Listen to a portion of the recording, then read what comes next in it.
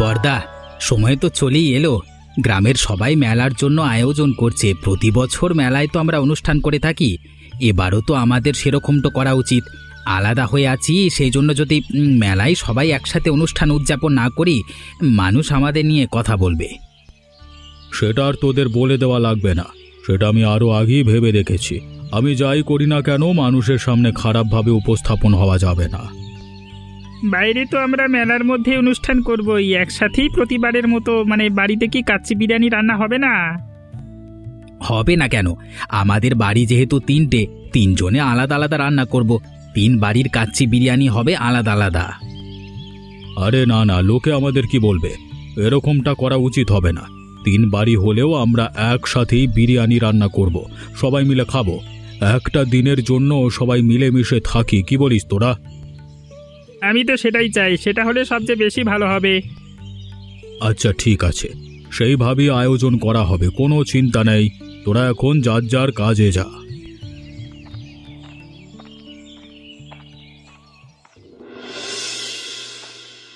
কিরে সৌরভ, সারাদিন কোথায় থাকিস তুই? দুপুরে ভাত খেতে হবে না তোর? সারাদিন এভাবে বাইরে টই টই করলে হবে? খাওয়া দাওয়া সবকিছু ভুলে গিয়েছিস, বাড়িঘর চিনিস না নাকি? আরে মা, আমি তো মাঠে ছিলাম, সেখানে তো মেলার আয়োজন করা হচ্ছে। আমি সেখানেই ছিলাম, সবকিছু ঘুরে ঘুরে দেখছিলাম।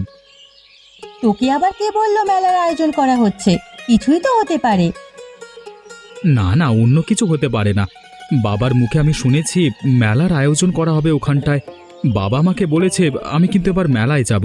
আগেই বলে রাখছি মা। সেসবের আমি কিছু জানি না, তোর বাবা জানে। তোর বাবা যদি যেতে দেয় তাহলে যাবি। বাবা আমাকে কিছুই বলবে না, তুমি একটু বাবাকে বলো শুধু। আচ্ছা ঠিক আছে, সমস্যা নেই, আমি তোর বাবাকে বলবো। শোনো মা, সব বাড়িতে শুনেছি কাচ্চি বিরিয়ানির আয়োজন করছে, সবাই মিলে আনন্দ করবে। আমরা কি আবার কাচ্চি বিরিয়ানি রান্না করব না? বাড়িতে সবাই মিলে তো করব না আমরা? তোর বাবা তোর কাকাদের সাথে কথা বলছে, ভাই যদি রাজি থাকে অবশ্যই আমরা করব। তাহলে তো অবশ্যই করা হবে। আমি যদি আমার কাকাদের কাছে গিয়ে বলি, তাহলে তারা আমার কথা কোনোভাবেই ফেলতে পারবে না। আমি কাকাদের কাছে আবদার করব, তারা মেনে নেবে। সেটা না হয় তুই করিস তোর কাকাদের সাথে। এখন তাড়াতাড়ি হাত মুখ ধুয়ে আয়, আমি ভাত দিচ্ছি।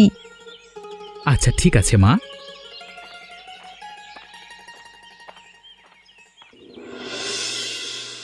কিরে ভোলানাথ, এভাবে একা একা বসে কি ভাবছিস? তেমন কিছুই ভাবছি না, কিভাবে কি করব সেটাই ভাবছি। নিজের মনের মধ্যে একটু আনন্দ লাগছে। এতদিন পরে সবাই একসাথে আনন্দ করব, পরিবারের সবাই একসাথে থাকবো, একসাথে মেলায় যাব। তিন ভাইয়ের দ্বন্দ্ব কিছুটা হলেও দূর হবে। আরে সব কিছুই ভাবতে হবে, শুধু আনন্দের কথা ভাবলে তো হবে না। আমাদের দুজনের কথা তো ভাবতে হবে নাকি? সবকিছু ভেবেছিস নাকি তুই? তোমার কথা ঠিকঠাক মতো বুঝতে পারলাম না মেজদা। আমরা দুজনে আবার কি ভাববো আমাদের জন্য? সামনে আমাদেরও তো ছেলে মেয়ে হবে। এখন এ বাড়ির সম্পত্তি ভাগ আমাদেরও দরকার হবে। শুনেছি গ্রামে অনেকেই বলছে দাদা নাকি এবার অনুষ্ঠানের মাধ্যমে বাড়ির সকল জায়গা জমি সৌরভের নামে লিখে দেবে।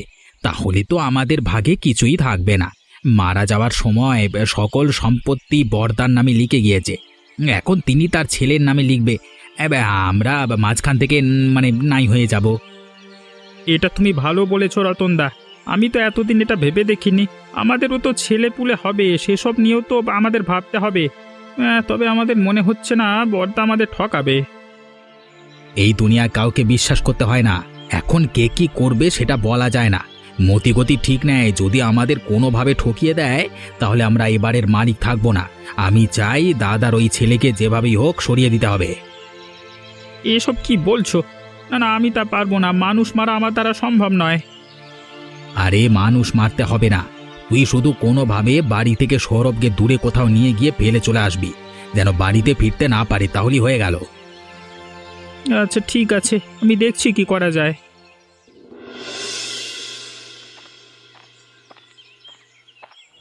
কিরে সৌরভ, তুই এখানে খেলা করছিস? তোর কাছে ভালো একটা খবর দেওয়ার আছে, এদিকে আয়। তোর কিন্তু অনেক লাভ হবে, তাড়াতাড়ি আয় না। আসলে পরে কিন্তু কান্না করলে কাজ হবে না।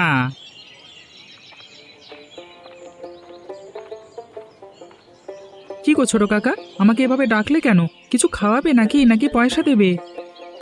আজকে সেসব কিছুই দেব না, এর চেয়ে বড় একটা জিনিস তোর জন্য অপেক্ষা করছে, সেই জন্যই তোকে ডাকলাম। তুই যদি আমার কথা মতো চলিস তাহলে কিন্তু সেটা তুই করতে পারবি। কি কথা বলছো? আমি তো বুঝতে পারছি না, আমাকে একটু খোলসা করে বলো না কাকা। জানিসই তো গ্রামে মেলা বসেছে, আমি যাচ্ছি। আজকে বিকেলে তোকে সেখানে নিয়ে যাব।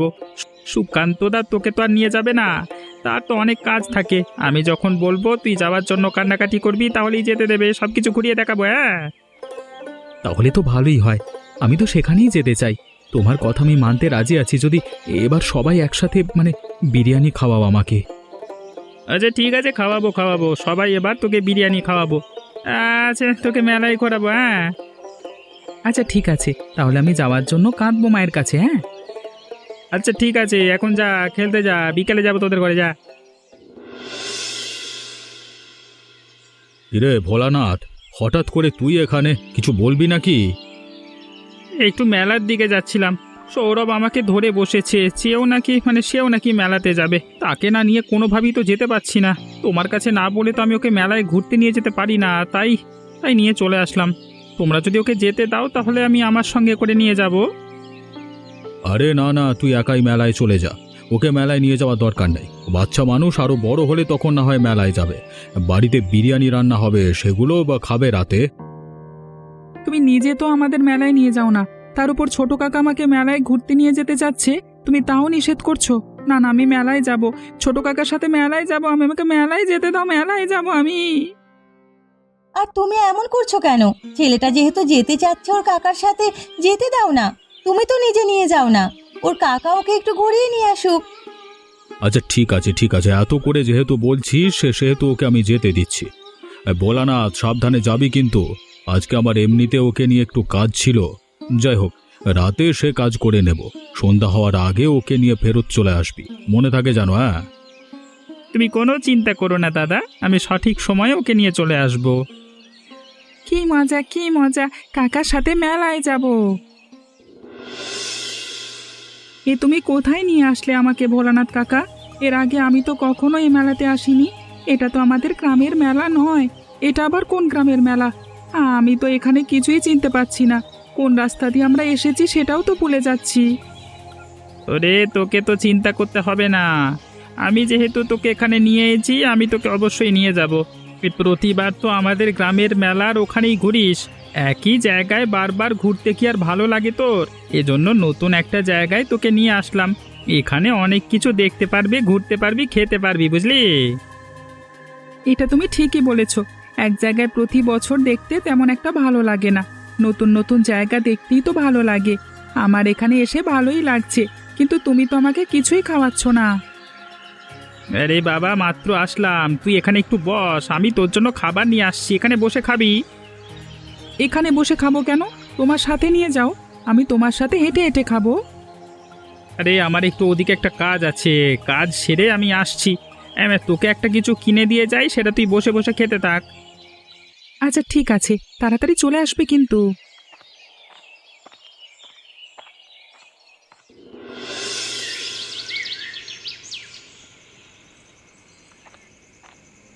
কি গো ছেলে, তোমার নাম কি? এত রাতে তুমি এখানে বসে কাঁদছো কেন? তোমার বাড়ি কোথায়? আমি কিছুই বলতে পারছি না, আমার কাকার সাথে এখানে এসেছিলাম, কাকা আমাকে এখানে বসিয়ে রেখে চলে গেছেন, বলেছেন তিনি কাজ শেষ করে এখানে আসবেন, কিন্তু তিনি তো এখনো আসছেন না। আমার ভয় লাগছে, বাড়িতে যাব। তোমার কাকা হয়তো কোনো কাজে আটকে গিয়েছে, না হলে কোনো বিপদ হয়েছে। তোমার বাড়ি কোথায় আমাকে বলো, আমি তোমাকে নিয়ে যাব। আমি এখানে নতুন এসেছি, এর আগে এ গ্রামে কোনো দিন আসিনি। কাকা আমাকে নিয়ে এসেছে এখানে মেলার মধ্যে, আগে বলেছে এখানে থেকে ঘুরিয়ে দেখাবে। বাড়িতে আমাকে লোভ দেখিয়ে বাবা মায়ের কাছ থেকে নিয়ে এসেছিল। এখন কাকাকে কোথাও খুঁজে পাচ্ছি না, আমি বাড়িতে যাব। তোমার সাথে কি হয়েছে সেটার বোঝবার বাকি নেই আমার, আর ভাগ্য ভালো তুমি এখনো বেঁচে আছো। ছেলেটা নিশ্চয়ই খারাপ কোনো উদ্দেশ্য এসেছে, সেই জন্যই তোমাকে এখানে ফেলে গেছে। তুমি যদি আবার তাকে খুঁজে বাড়ির উদ্দেশ্যে যেতে চাও, তোমার কিন্তু বিপদ। এখন তুমি কি সেখানে যেতে চাও বলো? না না, আমি এখন সেখানে যেতে চাই না, আমি যেতেও পারবো না, আমার কিছুই মনে নেই। আমি আপনার সাথে যেতে চাই, আপনি আমাকে দয়া করে নিয়ে চলুন, আমাকে বাঁচান। এই তো বুঝতে পেরেছো, আমার সাথে চলো, সেখানে তোমার কোনো বিপদ হবে না। আচ্ছা ঠিক আছে, আমি আপনার সাথেই যাব।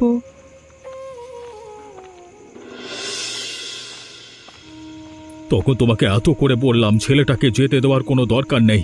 কত গভীর রাত হয়ে গেল, ভোলানাথ তো এখনো আমার ছেলেটাকে নিয়ে আসলো না। আমার ছেলেটার কোনো বিপদ হলো না তো?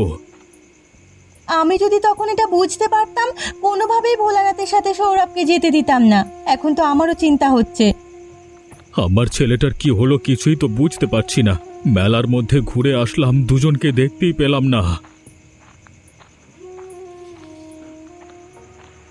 দাদা, বিশাল বড় সর্বনাশ হয়ে গেছে। সৌরভ আমার কাছ থেকে হারিয়ে গেছে। আমি অনেক খুঁজেছি, খুঁজতে খুঁজতে রাত হয়ে গেছে। শেষ পর্যন্ত রতন দাতাকে নিয়ে দুজনে সারা রাত ভয় খুঁজলাম, কোথাও পেলাম না। তোমরা কি বলছো? আমার সৌরভ কোথায়? আমার সৌরভকে এখনই নিয়ে এসো, তাড়াতাড়ি যাও, তাড়াতাড়ি আমার সৌরভকে নিয়ে এসো। কিরে কিরে রতন, ভোলানাথ এসব কি বলছে? ভোলানাথ একদম ঠিক কথাই বলছে বদ্দা। ভোলানাথ তো আমি মিলে দুজনে সারা গ্রামে খুঁজে বেড়ালাম, কোথাও সৌরভকে খুঁজে পেলাম না।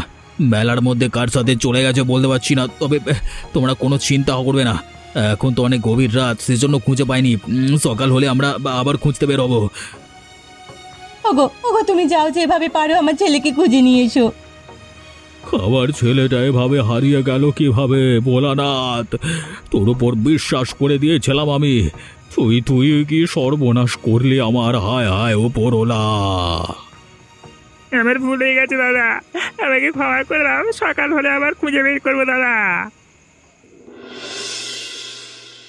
দেখতে দেখতে অনেকগুলো বছর কেটে গেল। আমাদের সেই ছোট্ট সৌরভ এখন অনেক বড় হয়ে গেছে।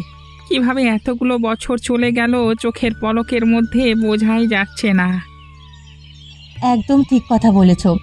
সেদিন সৌরভকে তুমি ছোট মেলায় হারিয়ে যাওয়া বাড়িতে নিয়ে আসলে, সেই সৌরভ আজ কত বড় হয়ে গেছে, আমাদের ব্যবসা বাণিজ্য সকল কিছু সামলাচ্ছে। আমাদের নিজেদের তো কোনো ছেলে মেয়ে নেই, সেই অভাব এই ছেলেটা আমাদের কোনোদিন বুঝতে দেয়নি।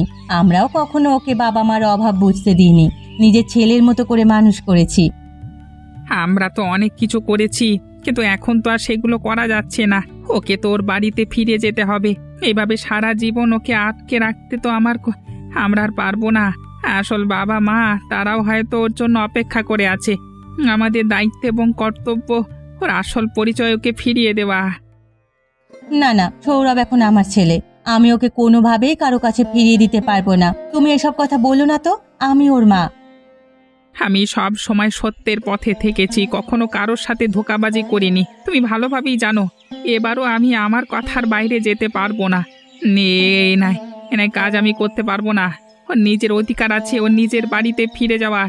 আমরা ওকে সাহায্য করব। আমার যেটা ভাবতেই বড় কষ্ট হচ্ছে।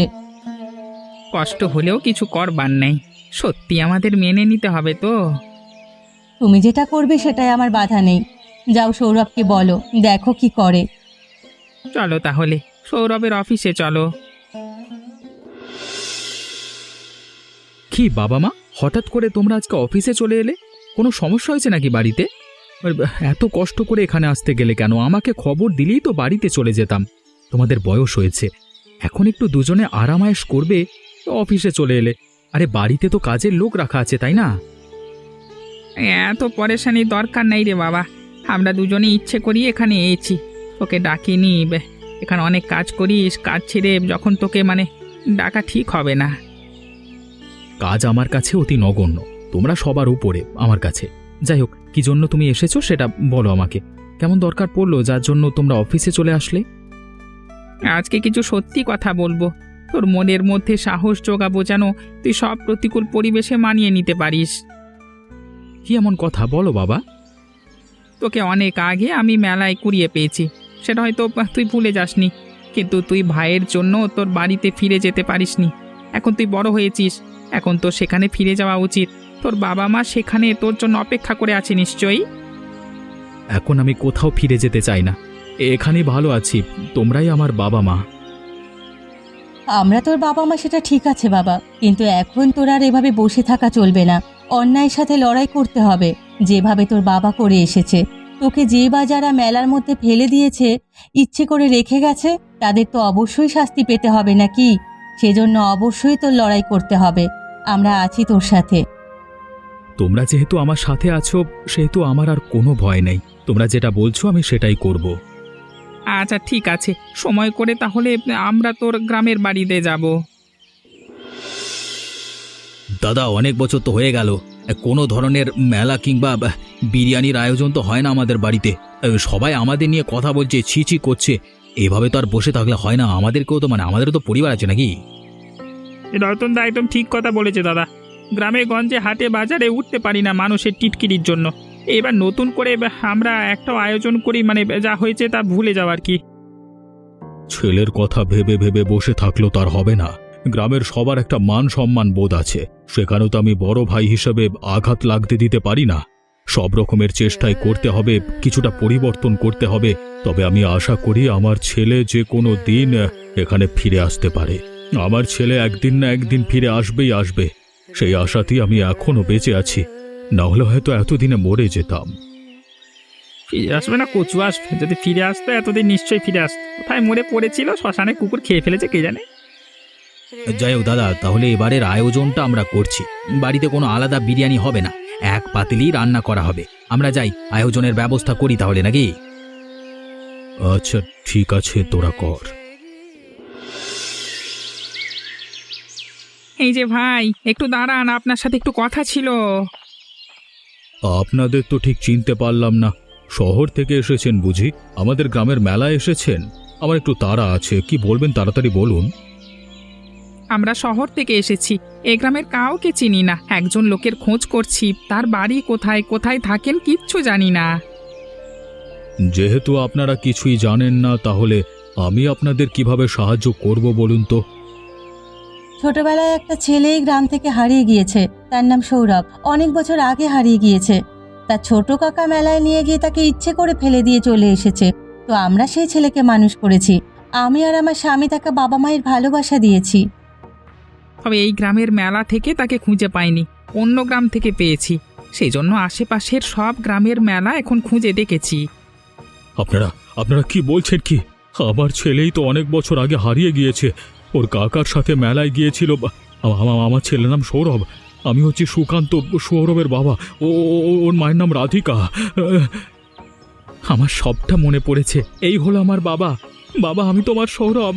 কাকা আমাকে ফেলে এসেছিল, ভয়ে আমি আর বাড়িতে ফিরিনি গো। কি বলছিস তুই? এত সব ঘটেছে, আমি কিছুই জানি না। আমার কাছে মিথ্যে বলেছে, ওদের আমি ছাড়বো না। অবশ্যই ওদের শাস্তি দিতে হবে। এখানে বসে কথা বাড়িয়ে লাভ নাই, বাড়িতে চলুন।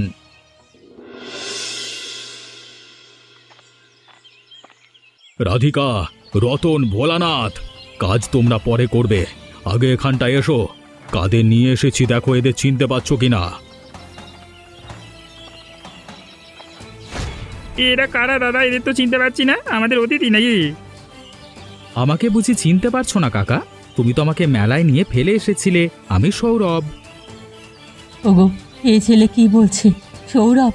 আমার সৌরভ? হ্যাঁ, এই হচ্ছে আমাদের ছেলে, আমাদের সৌরভ, যাকে আমার এই পাষণ্ড দুই ভাই মেলা ইচ্ছে করে ফেলে এসেছিল। আমার কোনো দোষ নেই দাদা, যা করবার রতন করেছে, আমাকে উস্কে দিয়েছে, বলেছে আমরা সম্পত্তির ভাগ পাবো না, তুমি আমাকে ক্ষমা করে দাও। রতনের কথা শুনে আমি এমনটা করতে বাধ্য হয়েছি, না হলে এমন করবার কোনো ইচ্ছা আমার ছিল না।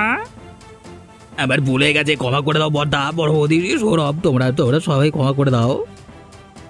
আপনারা যদি ক্ষমা করার চিন্তা করেন, আমরা ক্ষমা করব না।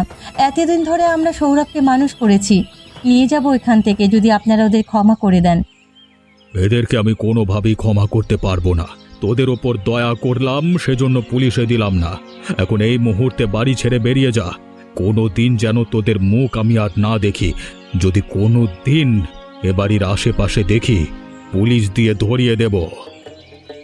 এমনই মজার মজার গল্প দেখতে চাইলে আমাদের চ্যানেলটিকে সাবস্ক্রাইব করতে ভুলবেন না।